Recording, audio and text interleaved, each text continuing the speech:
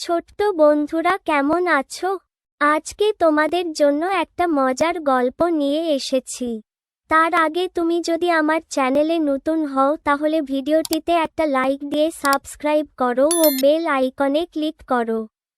আজকের গল্পের নাম শিয়ালের মুরগি চুরির শাস্তি। একটি শান্তিপূর্ণ গ্রামে একটি ভদ্র মুরগি বাস করত। মুরগিটি খুব দয়ালু ছিল। সে প্রতিদিন সকালে বড় ডিম পাড়ে। গ্রামের সবাই তার ডিমের প্রশংসা করেছে। কিন্তু মুরগিটি জানত না যে তার কাছাকাছি একটা বিপদ আছে। কারণ গ্রামের একটি দুষ্ট শেয়াল ছিল। সে সবসময় মুরগির ডিম চুরি করার ষড়যন্ত্র করত। একদিন শিয়ালটি সিদ্ধান্ত নিল যে আজ সে শুধু ডিম চুরি করবে না বরং পুরো মুরগিটাকেই চুরি করবে।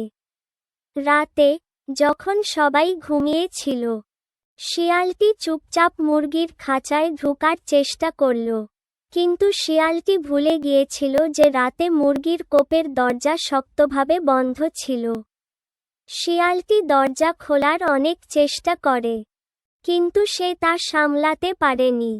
তাই সে একটি চতুর পরিকল্পনা করল। সে মুরগিটির কাছে গিয়ে বলল, হ্যালো মিনি, আমি আপনার বন্ধু এবং আমি আপনার জন্য একটি সুন্দর উপহার নিয়ে এসেছি। মুরগিটি ভাবল, ওহ, কি মজা! সে নিশ্চয়ই আমাকে মিষ্টি কিছু দেবে। তাই সে দরজা খুলে দিল। ঠিক তখনই শিয়ালটি ছুটে এসে বলল, হা হা হা, আমি তোমার ডিম চুরি করতে এসেছি। মুরগিটির খাঁচার ভিতরে একটি মজার ছোট কন্ট্রাপশন সেট করা ছিল।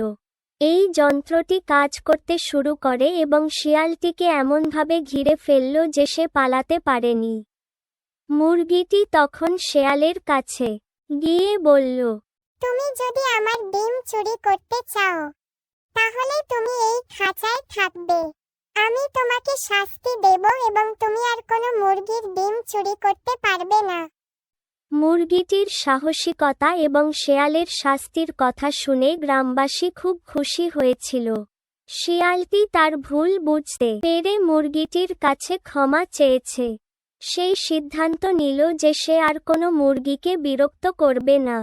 তারপর থেকে গ্রামটি সুখে এবং শান্তিতে বসবাস করতে লাগলো এবং সোনু শিয়াল মুরগির ডিম চুরি করার চেষ্টা বন্ধ করে দিল। এমন মজার মজার গল্প পেতে আমাদের চ্যানেলটি সাবস্ক্রাইব করতে ভুলবে না। ধন্যবাদ।